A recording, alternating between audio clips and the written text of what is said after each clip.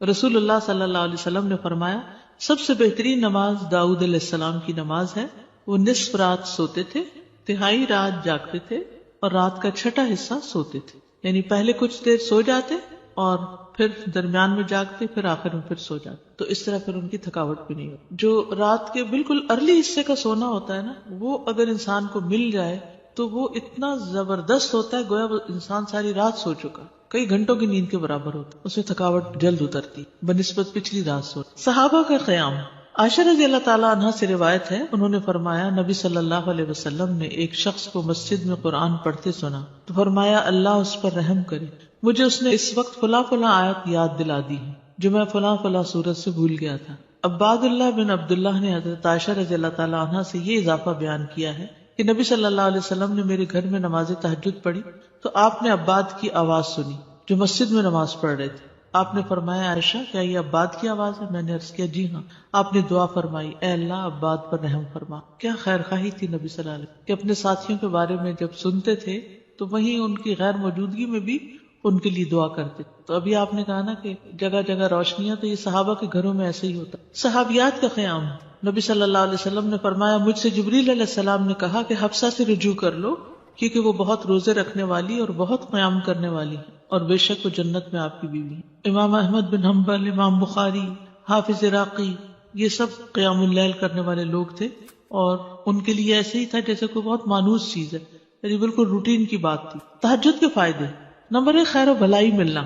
جابر رضی اللہ عنہ سے روایت ہے، کہتے ہیں کہ رسول اللہ صلی اللہ علیہ وسلم نے فرمایا کوئی مرد اور عورت ایسی نہیں کہ رات کو سوئے مگر اس کے سر پہ گریں لگا دی جاتی ہیں. بس اگر اس نے جاگتے وقت اللہ کا ذکر کیا تو گرہ کھل جاتی ہے. اگر کھڑا ہوا اور وضو کیا اور نماز پڑھی تو سب گریں کھل جاتی ہیں اور وہ خوش دل ہلکا پھلکا ہو کر بھلائی کو پہنچنے والا ہوتا. یعنی جو لوگ صبح اٹھ کر صبح اٹھتے ہی پہلے ذکر کرتے ہیں، اللہ کا دعا کرتے ہیں، اگر تہجد کے وقت اٹھے ہیں تو کون سی آیات پڑھتے ہیں؟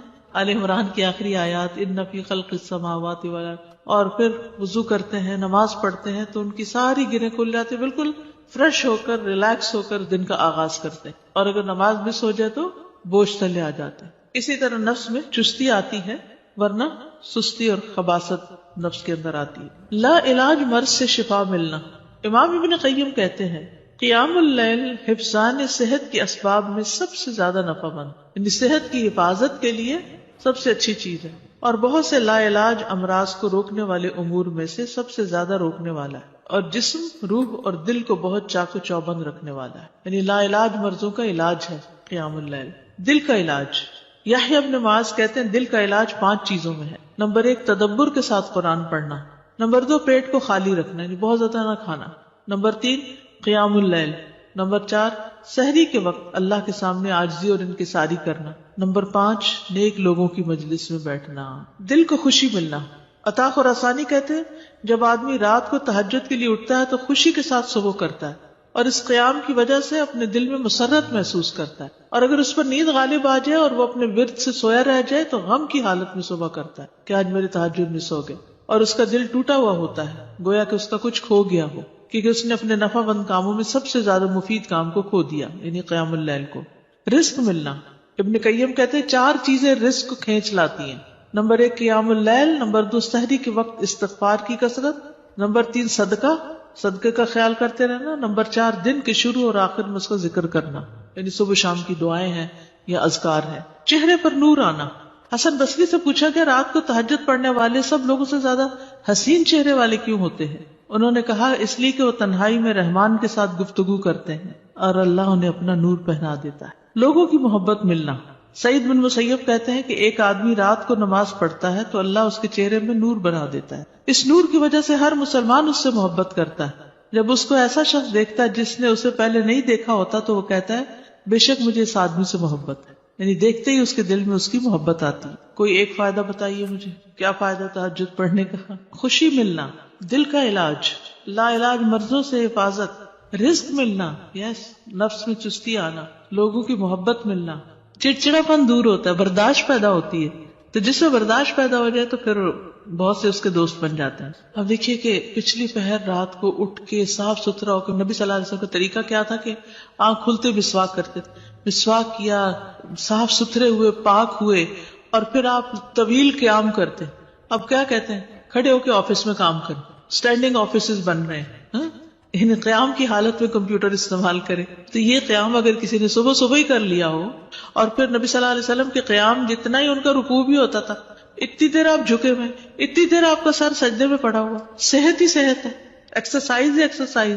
فجر سے تھوڑی دیر پہلے اٹھ کے قیام کرنا, میں نے کسی لیکچر میں یہ سنا تھا کہ مطلب ٹھیک ہے آپ یہ تو کرتے ہیں, لیکن یہ بیسیکلی وہ قیام اللیل نہیں ہے, یہ کچھ اور ہی چیز ہے. ایسا کچھ نہیں. دیکھیے یہ اور کیا ہے, مطلب ان کا کہنے کا مطلب یہ تھا کہ ہم جیسے یہ سست لوگوں کے لیے ہے کہ اچھا چلو فجر سے ذرا سا پہلے اٹھ کے کر لیا, ورنہ بیسیکلی رات کی ڈیپ میں اٹھیں اور اس وقت کریں. وہ تو بالکل ٹھیک ہے. جیسے بہترین قیام جو ہے وہ داؤد علیہ السلام کا ہے, جو اٹھتے تھے پھر پڑھتے تھے پھر لیٹ جاتے تھے, آدھی رات کے بعد اٹھتے تھے پھر ایک تہائی کے بعد پھر وہ چھٹا حصہ جو تھا پھر دوبارہ سو جاتے تھے. لیکن یہ کہ عشاء کے ساتھ بھی ایکسٹرا نوافل سے بھی چاہے نہ بھی سوئے وہ بھی قیام ہوتا ہے. یعنی رات کے نوافل چاہے اول حصے میں پڑھ لیں, چاہے درمیان میں, چاہے آخر میں. ہاں یہ ایکسٹرا بات ہے کہ جس کام میں جو جتنی مشقت کرتا ہے اس کا اجر اتنا ہی زیادہ بڑھ جاتا ہے. آخری وقت میں اٹھنے والوں کا کم ہے اور پہلے اٹھنے والوں کا زیادہ ہے obviously. لیکن آخری حصہ لاسٹ 1/3 جو ہے اس میں اللہ تعالیٰ آسمانی دنیا پر آتے ہیں, تو وہ اس لحاظ سے زیادہ بہتر. اور سحری کا وقت جو ہے اس کی دعائیں قبول ہوتی ہیں, تو اس لیے اس وقت کو یہ نہیں سمجھنا چاہیے کہ یہ صرف سستی کا وقت ہے, بلکہ بڑے اجر کا وقت بھی ہے. اور پھر یہ جو ہم کہتے ہیں نا کسی کو چلو 10 منٹ پہلے اٹھ کے پڑھ لو, یہ صرف اس لیے کہتے ہیں کہ ایک دو پڑھیں گے مزہ آئے گا, پھر 10 کے وہ پیچھے اور 10 چلے جائیں گے. بگننگ بھی ہے بالکل, اسٹیپ بائی اسٹیپ, تھوڑا تھوڑا. ورنہ ایک دو دن تو جذبات میں آ کے اٹھیں گے تو پھر چوتھے دن پھر سوچ پڑے ہوں گے. تہجد کا وقت عشاء کے بعد سے طلوع فجر تک, عشاء کے بعد سے طلوع فجر تک. نبی صلی اللہ علیہ وسلم نے فرمایا اللہ نے تمہیں مزید ایک نماز عطا کی ہے جو کہ وتر یعنی تہجد ہے, اسے نماز عشاء اور نماز فجر کے درمیانی وقفے میں پڑھ لیا کرو. ٹھیک ہے نا, یہ سلسلہ صحیحہ کی حدیث ہے. کب سے کب تک ہے تہجد کا وقت؟ عشاء کے بعد سے فجر تک. اٹھنے کا بہترین وقت مسند احمد کی روایت ہے, ابو مسلم سے روایت ہے کہ میں نے ابو ذر رضی اللہ عنہ سے پوچھا رات کے کس حصے میں قیام کرنا سب سے افضل ہے؟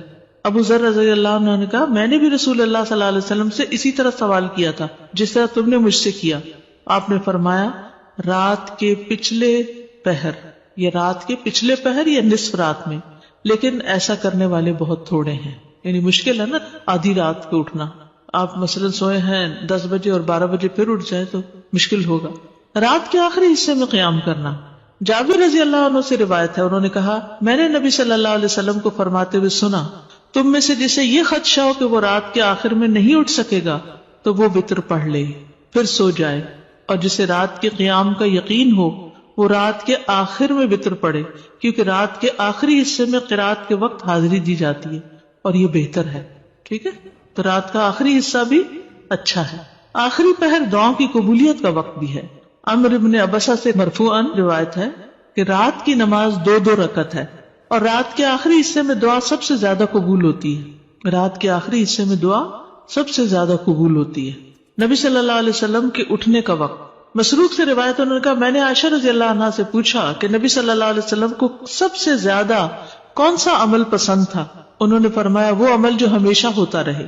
میں نے کہا آپ رات کو کب اٹھتے تھے؟ انہوں نے فرمایا جب مرغ کی آواز سنتے تو اٹھ جاتے. اب دیکھیے اس کو گھڑیاں نہیں تھی, لیکن اللہ نے نیچرلی یعنی کہ ایک وقت تہجد کا جو تھا اس میں مرغ اذان دیتا ہے تو وہ بھی ایک الارم کی طرح ہے. آپ کو پتہ ہے کراچی کا تو کچھ نہ پوچھیں, اس لیے کہ فرسٹ ٹائم کراچی میں میرے ساتھ یہ ایکسپیرینس ہوا کہ رات کے وقت کبھی بول رہے ہیں, رات کے وقت کبھی بول رہے تھے. یہ فرسٹ ٹائم میں نے دیکھا تو میں نے کہا یہ کیا ہوا ہے, یہ نہیں, میں پریشان ہو گئی جب شروع میں گئی وہاں, یہ کیا ہو رہا ہے. پھر مجھے سمجھ میں آیا کہ یہاں کراچی میں تو ساری رات ٹریفک چل رہی ہوتی ہے اور لوگ جاگ رہے ہوتے ہیں, کہ کراچی میں لوگ رات کو زیادہ جاگتے ہیں, تو وہ پھر کبھی بھی جاگنے لگے. کھانا ملتا ہے, بالکل کھانا بھی ملتا ہے. اب دیکھیں ریسٹورینٹس کے باہر وہ پرندے اڑ کے رات کے وقت آ کے بیٹھ کے جاتے ہیں, کیونکہ دن کو وہ سب بند پڑا ہوتا ہے بیچارے, ان کا رزق بھی رات کو کھلتا ہے. ان کا یعنی کہ وہ سارا سسٹم ڈسٹرب ہو چکا ہے. جیسے انسان ڈسٹرب ہو گئے تو پرندے بھی ڈسٹرب ہو گئے. حضرت عائشہ سے روایت فرماتی ہیں آپ صلی اللہ علیہ وسلم شروع رات میں سوتے اور آخر رات میں بیدار ہو کر تہجد کی نماز پڑھتے. نبی صلی اللہ علیہ وسلم کا نصف رات کو اٹھنا، آدھی رات کو، یہ وہ حضرت ابن عباس والی روایت ہے جس میں ابن عباس آپ صلی اللہ علیہ وسلم کے گھر میں آ کر رکے تھے اور پھر جب آدھی رات گزر گئی تو آپ بیدار ہو کر تہجد پڑھنے لگے. نبی صلی اللہ علیہ وسلم کا سحری سے قبل نماز سے فارغ ہونا.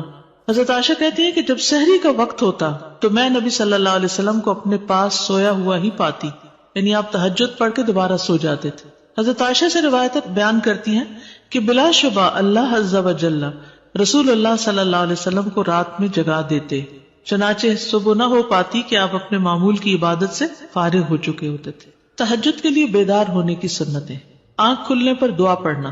نبی صلی اللہ علیہ وسلم نے فرمایا جو شخص رات کو بیدار ہو کر یہ دعا پڑھے لا الہ الا اللہ وحدہ لا شریک لہ لہ الملک ولہ الحمد وہو علی کل شیء قدیر الحمد للہ وسبحان اللہ ولا الہ الا اللہ واللہ اکبر ولا حول ولا قوة الا باللہ ثم قال اللہم اغفر لی او دعا استجیب لہ فإن تودع وصلى قبلت صلاته. نبی صلی اللہ علیہ وسلم نے فرمایا جو شخص رات کو بیدار ہو کر یہ دعا پڑھے لا الہ الا اللہ آخر تک اور پھر کہے اللہم اغفر لی، اے اللہ میری مغفرت فرما، یا کوئی اور دعا کرے جو اس کی دعا ہے تو اس کی دعا قبول ہوتی ہے. پھر اگر اس نے وضو کیا اور نماز پڑھی تو نماز بھی قبول ہوتی ہے. ٹھیک ہے. آل عمران کی آخری 10 آیات پڑھنا. ابن عباس نے ابو المتوکل کو بتایا کہ انہوں نے ایک رات نبی صلی اللہ علیہ وسلم کے ہاں گزاری تو اللہ کے نبی رات کے آخری حصے میں اٹھے، باہر نکلے اور آسمان پر نظر ڈالی، پھر سورۃ آل عمران کی آیت پڑھی ان فی خلق السماوات والارض. 3 بار وقفے سے اٹھنا. ابن عباس کہتے ہیں وہ ایک رات رسول اللہ صلی اللہ علیہ وسلم کے ہاں سوئے تو رات کو آپ جاگے، مسواک کی اور وضو فرمایا. آپ اس وقت یہ آیات پڑھ رہے تھے ان فی خلق السماوات والارض. یہ آیات تلاوت فرمائی حتیٰ کہ سورت ختم کی، پھر آپ کھڑے ہوئے اور 2 رکعتیں پڑھی. ان میں بہت طویل قیام، رکوع اور سجدے کیے، پھر واپس پلٹے اور سو گئے یہاں تک کہ آپ کی سانس کی آواز سنائی دینے لگی. پھر آپ نے اسی طرح 3 دفعہ کیا، 6 رکعتیں پڑھی. ہر دفعہ آپ مسواک کرتے، وضو فرماتے اور ان آیات کی تلاوت فرماتے. پھر آپ نے 3 وتر پڑھے، پھر مؤذن نے اذان دی تو آپ نماز کے لیے باہر تشریف لے گئے. یعنی بار بار وضو کیا، بار بار مسواک کیا اور بار بار ان فی خلق پڑھا اور عبادت کی. بیدار ہوتے ہی مسواک کرنا. ابن عمر سے مرفوعاً مروی ہے کہ آپ صلی اللہ علیہ وسلم جب سوتے تو مسواک آپ کے پاس ہوتی، جب بیدار ہوتے تو مسواک سے ابتدا کرتے. اسی طرح جب آپ تہجد کے لیے کھڑے ہوتے تو اپنا منہ مسواک سے اچھی طرح صاف کرتے. 2 رکعتیں پڑھ کر سلام پھیرتے اور مسواک کرتے. سبحان اللہ، کس کثرت کے ساتھ منہ صاف کرتے. صحابہ کو بھی حکم دیا جاتا کہ رات کو اٹھے تو مسواک کرے. پھر درمیانہ وضو کرنا. ابن عباس سے روایت ہے انہوں نے کہا میں نے ایک رات اپنی خالہ میمونہ کے ہاں گزاری. نبی صلی اللہ علیہ وسلم رات کو اٹھے اور اپنی ضرورت کی جگہ آئے، پھر اپنا چہرہ اور دونوں ہاتھ دھوئے، پھر سو گئے اور پھر اٹھے اور مشکیزے کے پاس آئے، اس کا بندھن کھولا، پھر 2 وضو کے درمیان کا وضو کیا، یعنی ہلکا سا وضو، اور پانی زیادہ استعمال نہیں کیا اور اچھی طرح وضو کیا، پھر اٹھے اور نماز شروع کی. کم سے کم اور زیادہ سے زیادہ تعداد کتنی رکعتیں پڑھنی چاہیے. ٹھیک ہے. یہ بھی بڑا اہم سوال ہے. اکثر لوگ پوچھتے ہیں تہجد کتنی رکعتیں، تو یہ ظہر اثر وغیرہ کی طرح مقرر رکعتیں نہیں ہیں، اس میں وسعت ہے. ٹھیک ہے. کم سے کم اور زیادہ سے زیادہ تعداد. ابن عثیمین کہتے ہیں نبی صلی اللہ علیہ وسلم سے رات کی نماز کے متعلق سوال کیا گیا تو آپ نے فرمایا رات کی نماز 2 رکعت ہے، مثنا مثنا، اور آپ نے اس کو کسی تعداد کے ساتھ متعین نہیں کیا. آپ نے یہ نہیں فرمایا 4 ہے، 6 ہے، 8 ہے، 10 ہے، نہیں. کیا فرمایا؟ 2 ہے. تو جب نبی صلی اللہ علیہ وسلم نے اس کے لیے کسی گنتی کو متعین کیے بغیر کیفیت کو واضح کر دیا تو اس سے معلوم ہوا کہ نماز کا معاملہ اس بارے میں وسعت رکھتا ہے، یعنی اس میں کافی گنجائش ہے. انسان 100 رکعتیں بھی پڑھ سکتا ہے اور 1 رکعت کے ساتھ اس کو وتر بنا سکتا ہے. تو اصل بات یہ کہ انسان جتنی طاقت پاتا ہے اتنی رکعتیں ادا کر لے. ٹھیک. ابن باز رات کی نماز کی تعداد کے متعلق کہتے ہیں کہ یہ بات ہر انسان کی طاقت کی طرف لوٹتی ہے، اور نبی صلی اللہ علیہ وسلم 11 رکعت ادا کرتے اور 2 رکعت پر سلام پھیرتے. آپ علیہ الصلوۃ والسلام اپنی قرات، اپنے رکوع اور اپنے سجدوں کو لمبا کرتے تھے اور قیام اللیل کو 2 ہلکی پھلکی رکعتوں کے ساتھ شروع کرتے تھے. سب سے بہتر یہی ہے. اور اگر وہ 3، 5 یا اس سے بھی زیادہ پڑھتا تو کوئی حرج نہیں. ہر ایک اپنی طاقت کے مطابق ادا کرے گا، اس میں کوئی حد نہیں. لیکن سب سے افضل صورت 11 رکعت نماز پڑھنا ہے، 8 تہجد اور 3 وتر. نبی صلی اللہ علیہ وسلم کا رمضان اور غیر رمضان میں 11 رکعت سے زیادہ نہ پڑھنا. ابو سلمہ بن عبد الرحمن سے روایت ہے، انہوں نے عائشہ رضی اللہ تعالیٰ عنہا سے پوچھا، اور یہ صحیح مسلم کی روایت ہے، کہ رمضان میں رسول اللہ صلی اللہ علیہ وسلم کی نماز کیسے ہوتی تھی؟ انہوں نے جواب دیا، رسول اللہ صلی اللہ علیہ وسلم رمضان اور اس کے علاوہ دوسرے مہینوں میں فجر سے پہلے 11 رکعتوں سے زیادہ نہیں پڑھتے تھے. شیخ البانی کہتے کہ صحیح نص کے ذریعے رسول اللہ صلی اللہ علیہ وسلم کے فعل سے قیام اللیل کی رکعات کی تعداد 11 ثابت ہے، اور جب ہم اس میں غور کرتے ہیں تو ہمارے لیے انتہائی واضح طور پہ ظاہر ہو جاتا ہے کہ آپ اپنی پوری زندگی اس گنتی پر قائم رہے، خواہ رمضان ہو یا اس کے علاوہ آپ اس سے زیادہ نہیں پڑھتے تھے. جہاں 13 کی بات آتی ہے نا تو وہ 2 سنت فجر کی بھی شامل کر لیتے ہیں. حضرت عائشہ سے روایت ہے، نبی صلی اللہ علیہ وسلم رات کو 11 رکعتیں پڑھتے، 8 رکعتیں تہجد اور 3 وتر. کبھی 9 رکعتیں بھی پڑھی ہیں آپ نے، ٹھیک ہے، کبھی 7 رکعتیں بھی ادا کی ہیں آپ نے، اور 7 سے کم نہیں پڑھی، یعنی 6 پڑھ کے 1 وتر کیا ہے، 7 سے کم نہیں پڑھی اور 13 سے زیادہ نہیں پڑھی. رکعات کی ادائیگی کا طریقہ کیا ہے؟ 2 کر کے پڑھنا. حضرت عبداللہ بن عمر سے روایت، انہوں نے کہا، ایک آدمی نے پوچھا کہ اللہ کے رسول رات کی نماز کیسے ادا کی جائے؟ آپ نے فرمایا، رات کی نماز 2 رکعتیں ہیں، جب صبح ہونے کا اندیشہ ہو تو 1 وتر پڑھ لو.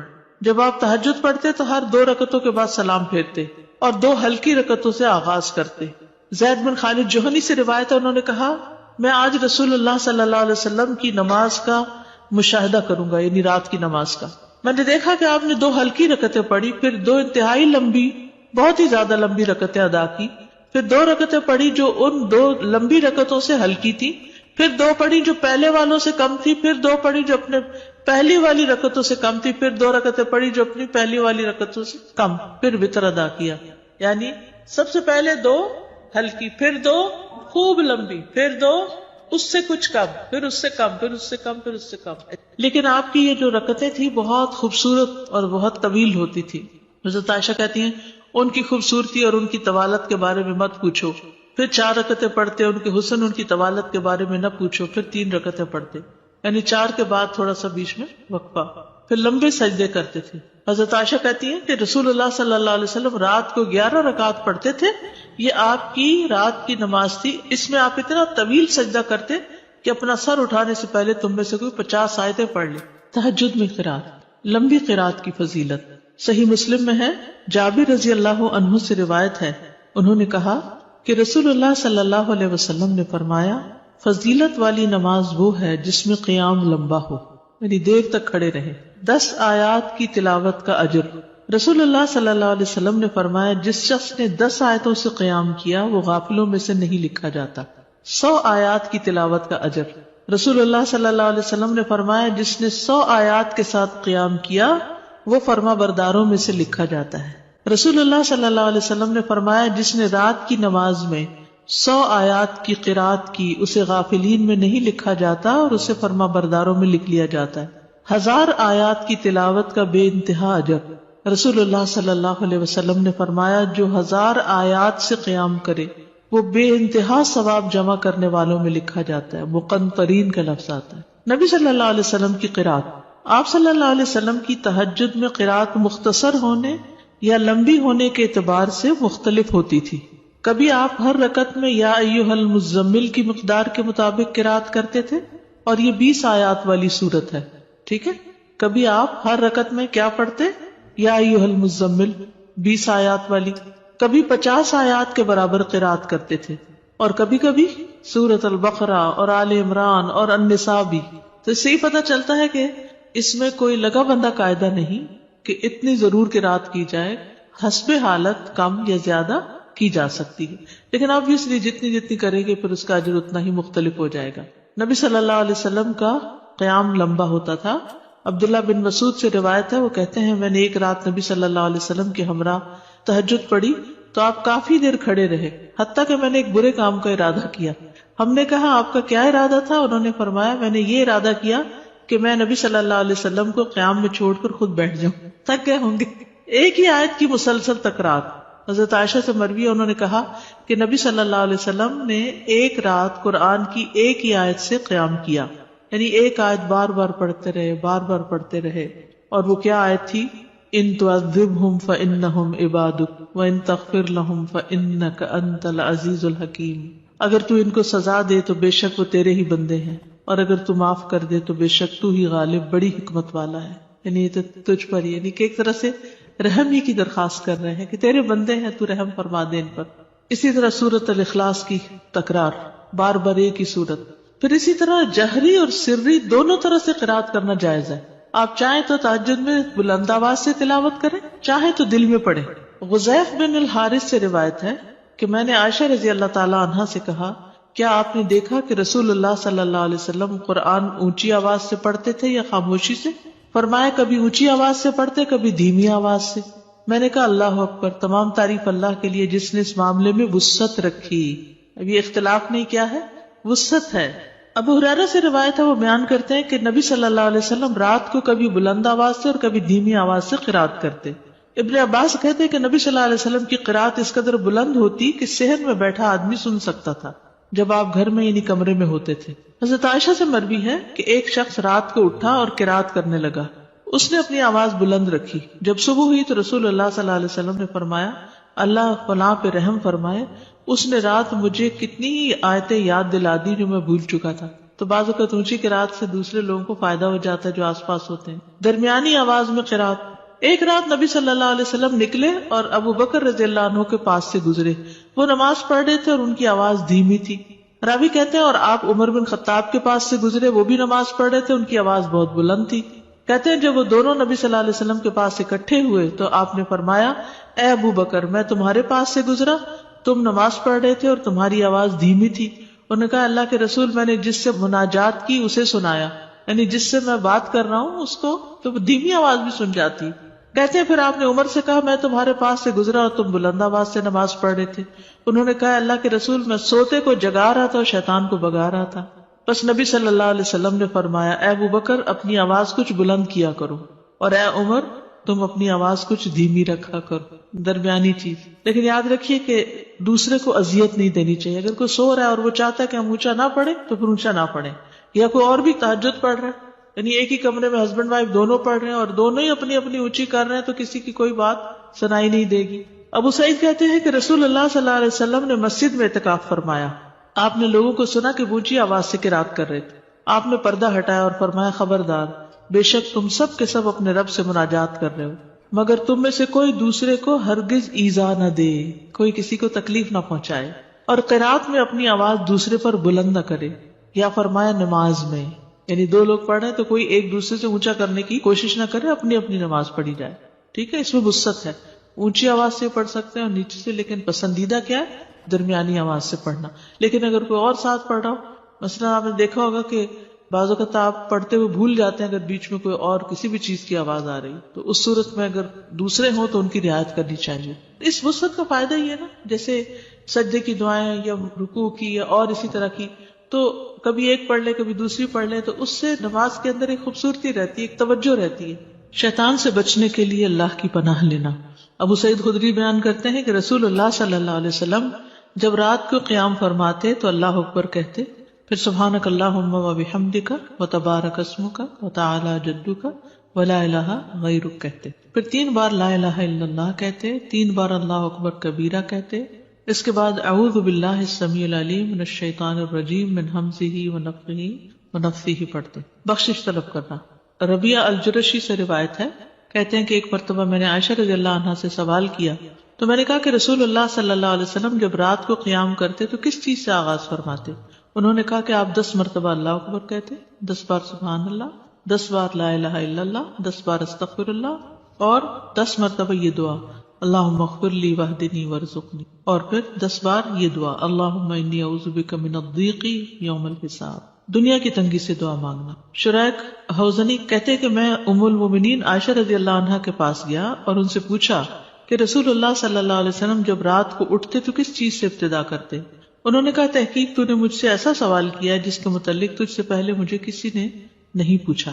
آپ جب رات کو اٹھتے تو 10 بار اللہ اکبر کہتے، 10 بار الحمدللہ کہتے، 10 بار سبحان اللہ و بحمدہ کہتے، 10 بار سبحان الملک القدوس کہتے، 10 بار استغفر اللہ کہتے، 10 بار لا الہ الا اللہ کہتے، 10 بار اللہم انی اعوذ بک من ضیق الدنیا و ضیق یوم القیامہ، اس میں قیامت کی تنگی کا بھی ذکر آتا ہے اور دنیا کا بھی. پھر اسی طرح آپ اللہم اغفر لی واہدنی وارزقنی وعافنی بھی 10 دفعہ یہ اللہ اکبر الحمدللہ سبحان اللہ اور استغفر اللہ کرنے کے بعد یہ پڑھتے تھے. پھر سجدے کی دعا